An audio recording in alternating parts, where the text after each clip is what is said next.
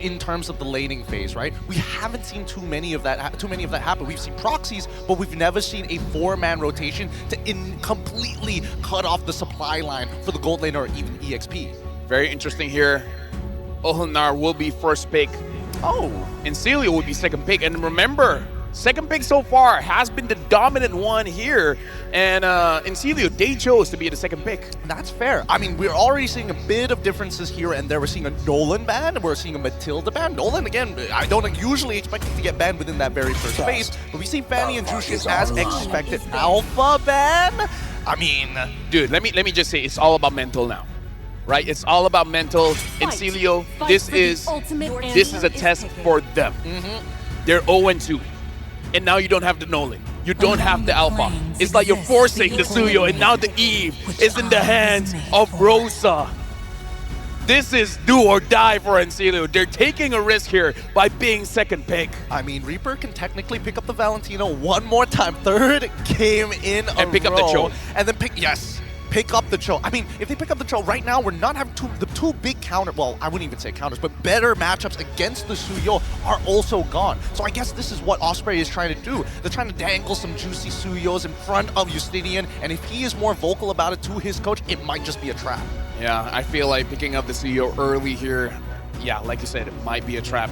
Maybe wait for third pick, because if I'm not mistaken, Justinian can also use the Joy. Yep. They pick up the high loss. And And they pick up the Valentina, so the Cho is still open for Ohanar. They you- don't have the high loss, so this time a Harem and Bruno might do a bit better. Actually, you're right about that. I was wondering whether this was going to be a mistake because, again, that show has been such a nuisance, but the high loss as well has been doing good work. Even so, go back over to Ulfinar. Let's see how they're going to round out their composition. I can only imagine that they want the show, obviously, but from that point onwards, do they just take the Suyo at this point, right? Just complete the first half? I'm even considering if they want to pick up the Bruno or Harif here. Even though the high loss is there, maybe ego challenge it a little bit. Again, we don't know what happened, what was going on in the minds of the players. If they have an answer for the high loss, then they can ignore the gold lane altogether for now. They pick up the Cho, and they pick up the Harif. They're sticking to their guns here. The Harif worked out, pick up the Harif. Gotta give them the comfort picks, right? I mean, if Sunshine wants to pop off again, by all means, do it with the Harith. And Celio, now with their final pick in the very first phase of the game, how are they going to manage this? I mean, there's plenty of dashes on their side. Hayabusa is okay, I guess. I'm thinking more along the lines of Phobius. But then you're really putting the high loss on Roll, which again is not that big of a problem. I'm just thinking about the jungler share, because if not, it is gonna get banned out. Because Encilio can pick up a jungler and then instantly ban out the Joy. And whatever jungler is open next. And that leaves TNZ with very little options. Maybe having to pick up something like the Bane. I think Bane's totally fine here. Honestly, in terms of like jungle picks for TNZ, I'm a little less concerned, but here comes the Joy for the side of Encilio. Rather interesting, despite having to play into the Cho as well. That's something to keep in mind. Yep, and like I said, pick up a jungler and then ban out the remaining junglers. Putting TNZ in a little bit of pressure, and maybe this is their answer towards the Eve. Because Rosa so far has been pressuring Encilio quite a lot. So maybe just say, you have one target, man. If the Cho kicks you. Yeah. But kill Rosa first. But I think they should be able to do it. They've got the Glorious Pathway on top of that Joy. It's going to be a lot of movement speed. Ooh, banning out the Claude this time around coming up from it. Which is good against the Eve, you know? Yeah, interesting. I mean, they've thought about this. Like, Osprey is making sure that he is covering these angles. I'm thinking of something crazy. What? What's crazy? A strong combination is Angela Joy. It's a strong combination, but it is a very big risk here. Very big risk. You have the Valentina, you can still put the Angela as roam.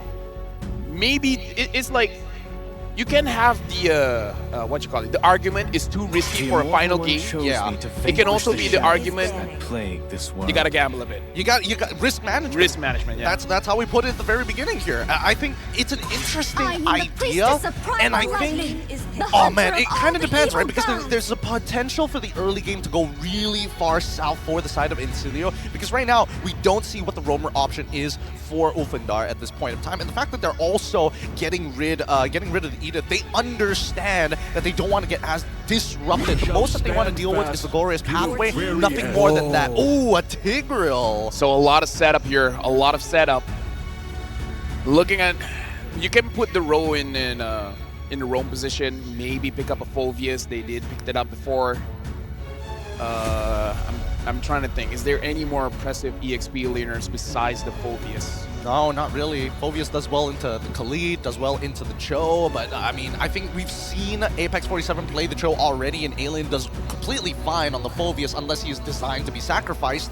I think he's even okay with that, right? As long as you slow down the rest of the team, at least the ULF can just deal with the Joy singular, one-handedly. Alpha is open, but against the Tigreal, you just have to be a little bit careful. But the option is there. Alpha is open, can't handle the high loss, can't handle the Joy. And it looks like their pickup here is going to be the Ling and Terizla. Ling Terizla. I like it. I like it a lot. As much as Incilio is trying to deny this big combination around Rosa's Yve, it looks like Incilio will have to set themselves up for success here. Don't has a lot on his shoulders, but at least he's on the Moskov. At least can knock away the Ling in case the engagement comes through. That was a very quick Moskov, by the way. That was the game plan since the very first pick. They understood it's Moskov. Moskov is going to be the hero that could potentially win them the game. All right, and now it looks like quite a risk as well Ulfandar is taking, where they believe this game could go to the late game, and with that, TNZ wants that Ling. Yeah, this is going to be really, really interesting, right? The first time we saw TNZ on this Ling, absolutely dominating performance on his side, but it's so much setup and wombo combos from both teams. And now potentially the final game in this best of 5. Ulfandar has match point. Incilio, they got to start to have a win to continue the series. Welcome to the Land of Dawn. There was one time for a reverse sweep to happen. It must start with this very game. Here, down to the wire. It's going to be Ulfandar on the blue side, up against Incilio on the red side here in game number 3 of this best of 5. Oh boy. I mean, they're going to be starting... Ooh, wait, actually, hold up. They're starting on the opposite side. Oh, opposite sides, yeah. Do they want to... I feel like they want to unlock Alien out of that lane as soon as possible, right? Because I'm expecting the early game to not be too great for Alien. He's just going to be clearing waves, and the natural base damage of Maniac should be enough to deal with the trades. Before that, I got to remind everyone, the M6 pass is now available. Make sure you guys actually rank up and get to level 75 for free. Or if you get to level 75, you get a lot of amazing rewards. Claude's battle emote, the M6 Glory avatar border, Boxer's battle emote and special skin, the Claude's M6 exclusive skin, Challenger Spark, as well as a Prime skin, Cosmic Blaze. Make sure you guys log in now, after the game actually, and then get to level 75. I mean, just play the game more, like double the amount of games you have, and I'm pretty sure you're going to be completing that pass faster than you can even imagine. At this point in time, both sides not finding too many advantages in the lane. However, the mid lane is kind of chunkier. Apex 47, oh, tries it, forces the Purify out of Reaper, and here comes TNZ straight away. This should have been expected. This was a mid lane rotation that we expect to see from Assassins. We touch that Valentina doesn't do well against range, don't we? You can handle a Eve, sure, but Rosa's Eve, man, it has been on point and going up against a Cho. A Cho Eve lane is not a good lane for anyone to deal against. Devastating. It's really devastating. At this point, you would rather have a Sicilian. Yeah, you actually kind of would. Well, let's see, because there's still ways to manipulate these waves, specifically from Lovely, who's currently level 3, so that Sacred Hammer could actually help to kind of reposition the waves later down the line. Look at this. They're giving the EXP lane over to Apex 47 to ensure that he gets level 4, so this is a bit of a change of making sure that they have pure priority here. Yeah, actually, this kind of reminds me of, you know, the last patch even. Here we go, as the glorious pathway comes out from Maniac's side, trying to zone out Rosa from this fight. Justinian on top of Apex 47, but honestly, without that first item, or even second item, not going to do much damage. Apex 47 still has away the dragon. Both sides positioning for each other. Alien thinking about jumping in. Flickers it straight away with the Wombo combo with the RW web. It's beautiful. TNZ starts to chunk them out, but Apex 47 goes down in trade for the Justinian. Neutral objective secured by Ulfendar. As a roamer, I'll take that all day, man. I'll take that all day. Beautiful engage by Alien. Beautiful engage by Apex 47. Beautiful follow-up by Rosa as well as TNZ. That's one of those things where you practice so much, even when you fall asleep, you can still do it. Yep, and TNZ 2 levels ahead of Justinian 3 minutes into the game. It's not looking good for him right now, especially if the invades do end up coming through. But for now, no pinch points. TNZ used it to disengage and now is looking through the bottom side of his map. And if you... Oh man, Apex, don't steal this away. All right, Justinian gets it and is able to move to the top side. Dude, 2.3k ahead.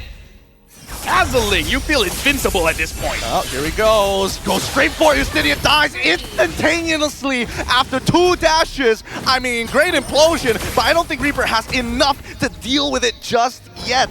The kill squad of the mid trio working out perfectly for Ulfendar.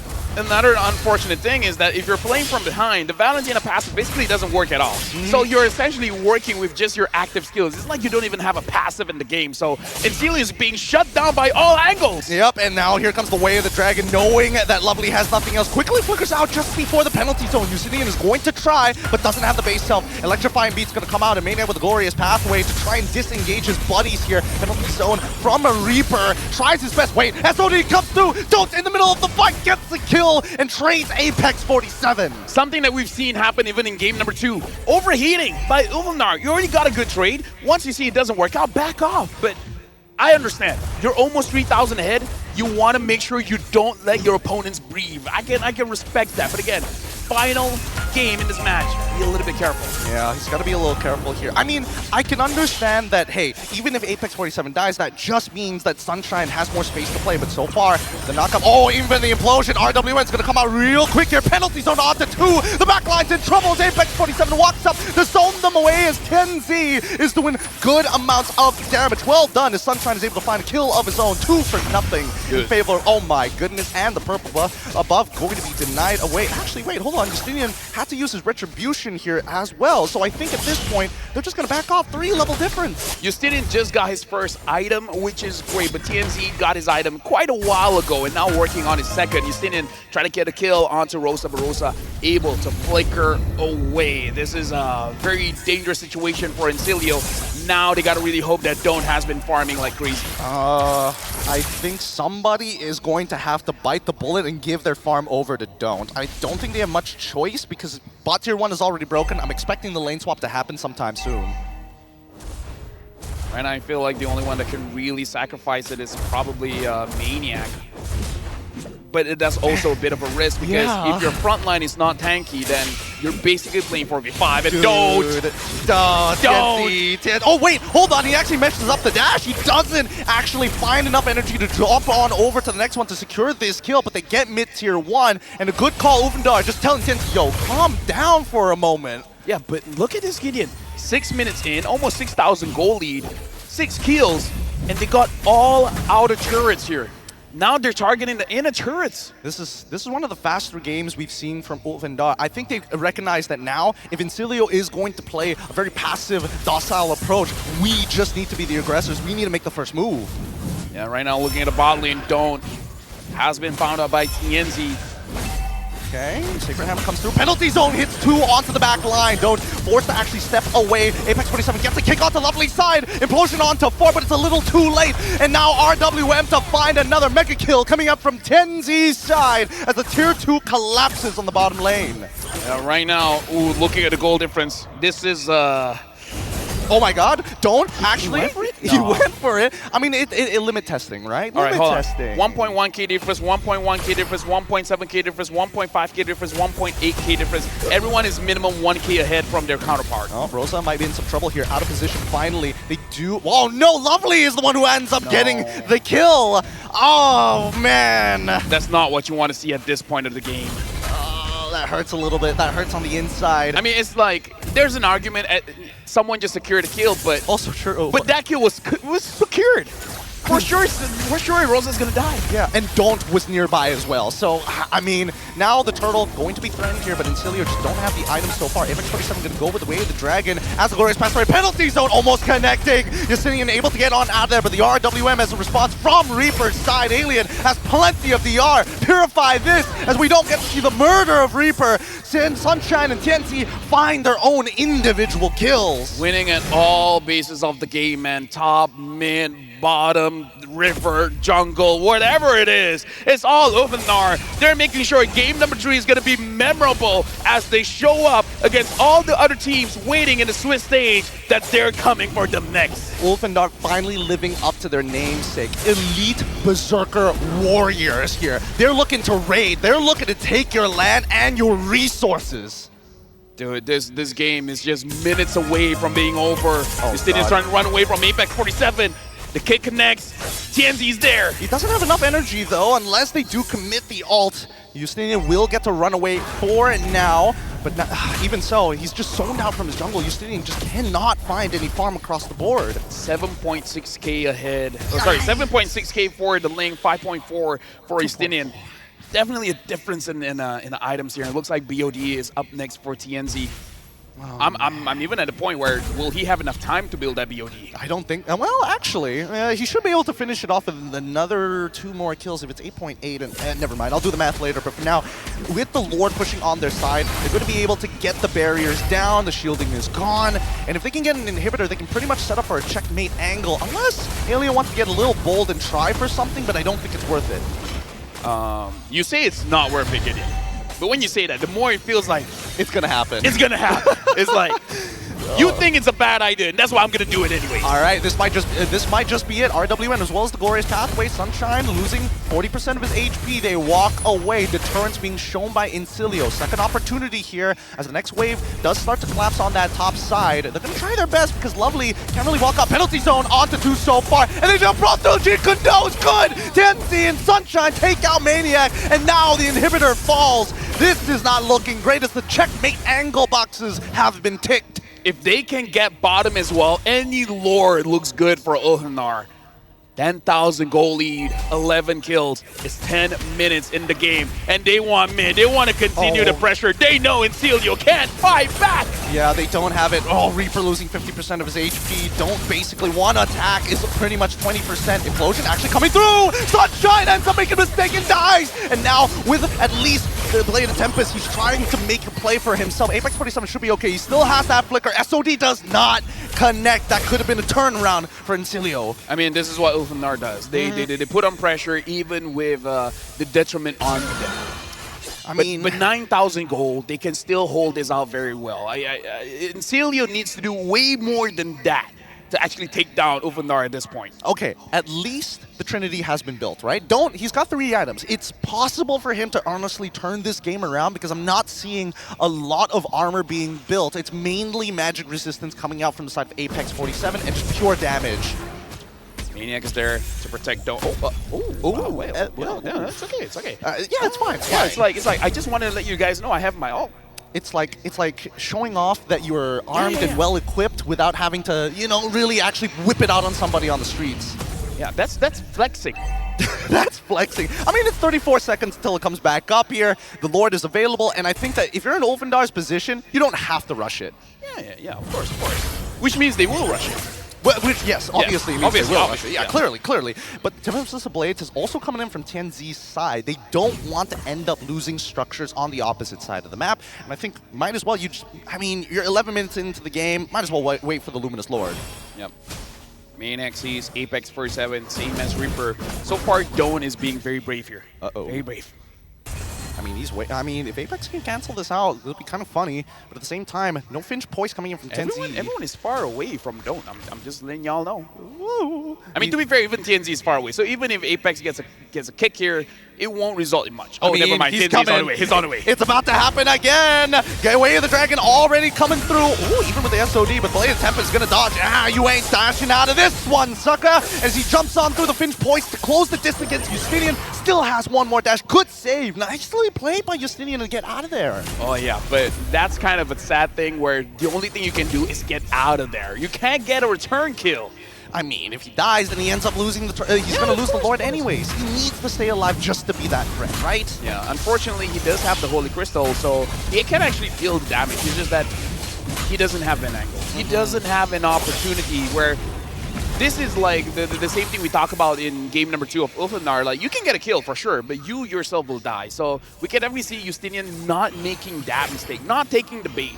Because the moment he's like, you know what, I'm just going to get a kill and see what happens, that can be bad news for the rest of the members of Incilio. Yeah, 34k total amount of gold for Incilio. It just means that the cores have the correct items. Everybody else is going to be a little bit weaker here. Now, the big issue is that this Lord is kind of strong. As it's going to push on through, I'm expecting inhibitors to fall. But at the same time, we've seen Alien time and time again just looking for these engagements to force battle spells. Yeah, looking at the minion wave, they're not perfectly synced, but synced well enough. Looks like the bottom and top are going to crash first. The mid is going to come a little bit late. But I feel like this is an end angle. Here we go, Apex 47 using the conceal early on. TNC's gonna hide on that wall for now, hops off of it, waiting for a position, waiting for an angle. Okay, the knockback is down. Apex 47 finds an angle to go for the kick on towards Interior of all targets. They find Sunshine, takes out Lovely, no problem. RWM end response, Tenzi takes out Reaper, and now they're looking for the end. Tenzi too strong, Justinian trying his best to clear the waves, and the heroes don't try, it's too late. He takes out Sunshine, but Tenzi shuts him down. That's going to be Ulfenar taking the game 3-0 to qualify for the Swiss stage. Ladies and gentlemen, this will be the opponents of Bloodthirsty Kings in the Swiss round. Ulfenar just went to the decider match and got a 3-0 victory against Incilio. Congratulations, but the battle is not over. Heck, it's gonna get much tougher after this. Oh man, it's good to see them getting that good motions in. Incilio unfortunately could not handle that raw momentum generated off of the first turtle. They just didn't run out of gas. It's unfortunate, but again, these are the newcomers. Get in. Incilio, give them a few more months. Give them more prep time, give them more exposure, and they'll be able to handle it because Ulfenar, new name, but they've been here for years, Gideon. Like, as long as we've been casting, they've changed names quite a few times already. They have, and honestly, happy to see them qualify once again. But this means there's going to be 2 Turkish representatives here at M6. Yeah, this is going to be exciting for sure because usually we see Southeast Asia, you know, well, not Southeast Asia 6. You know, whatever. Yeah. Regions are weird. Regions are weird. But Turkey has 2 now. And of course, big congratulations. Right now, you guys can see they're on stage. Well, now that you zoomed in to me, now they can't see. But if you zoom out, you can see that they're on stage. Which later on, Rose will be talking to them. And I hope they're ready for the Swiss stage. Because they have some days off, but I'm pretty sure they gotta use maybe 1 day for rest, the rest for training. Of course. I mean, we heard that quote from Apex 47 alone, right? His quote saying that the team felt a little shaky after their past couple of tournaments, but building up that confidence and honestly winning the wildcards is that very first step, that stepping stone to send them further down the line during M6. If anything, they got momentum now, Gideon. They do. They do. They got a lot of momentum, and for now, you guys can definitely see on stage, they're there alongside with Rose. So let's go over to stage and let's hear what they gotta say. Clinching the last ever M6 ticket, winning the wild card after 4 crucial days. Congratulations to Ulfenar, very congratulations. An amazingly played game today. Now, let's go with Apex 47 first. Now, Apex 47, after all the challenges you guys had to overcome, what does this victory means for the team? Because I saw that whenever you guys win, you guys tend to get emotional, you guys seem to get very excited. Yani çok mutluyuz. Burada 2-3 haftadır buradayız. Çok sıkı çalışıyoruz. Günde 10-12 saate yakın çalışma yapıyoruz. Çalışmamızın karşılığında almamız bizi çok mutlu ediyor. Çok mutluyuz. We train about 10 to 12 hours a day. It's good that the plant that's growing to see, like it's good thing for us. Like we are happy.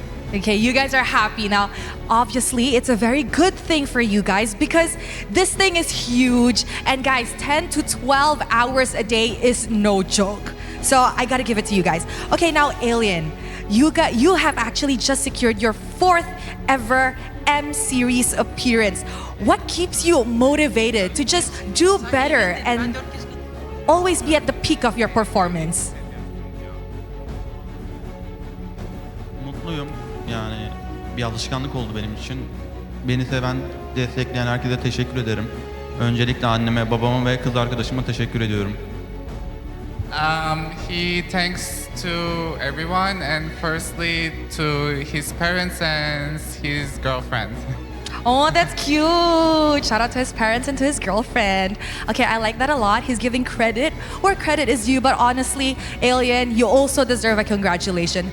4th time M Series appearance, that is no joke. Now, Tianzi, I have a pretty nice question for you. Your first ever match in the Swiss stage will be going up against NA's Bloodthirsty Kings. How are you guys preparing for this matchup and how are things looking like for you guys?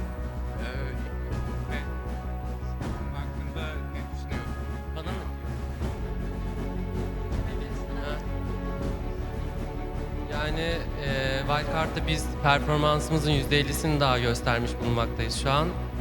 %100'ünü onlara saklıyoruz. We performed our 50% on the wild card. We are securing it to. Okay. We are waiting for our 100% for the Swiss stage. Ooh, just 50%? So we're gonna be seeing a full force Ulfinar in the Swiss stages and I am excited. Do you have maybe a message to BTK? Maybe TNZ? Any message for BTK? Good luck to them. Good luck to them. Okay, now maybe we can talk to Rosa. Rosa, the last time Kagura was picked in the M Series was M4, which essentially means 2 years ago. Now, in your opinion, is Kagura a viable pick in this patch or more of a highlight of your versatility in playing multiple heroes?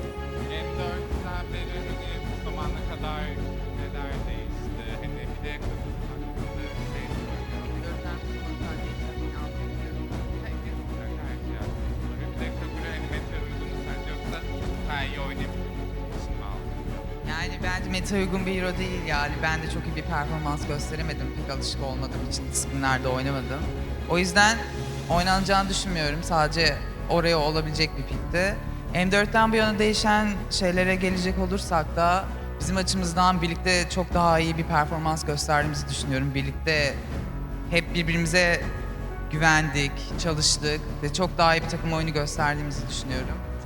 M6 sürecinde de bunun çok daha fazlasını göstererek ilk 4'e girmeyi planlıyoruz.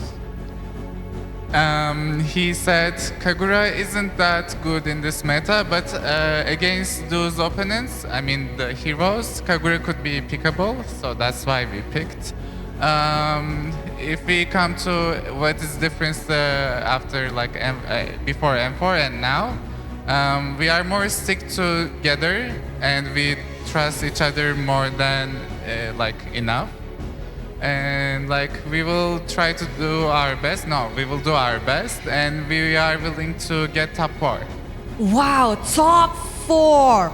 All right, they will not try to do their best because they want to do their best. Okay, now Rosa, just a final question, Rosa. We know that this time your journey to M6 was longer than usual because you guys had to go through the wild card. But if there's anyone you want to say thank you to, who do you want to say thank you to, Rosa? Teşekkür etmek istediğim biri var mı? No. Aynen.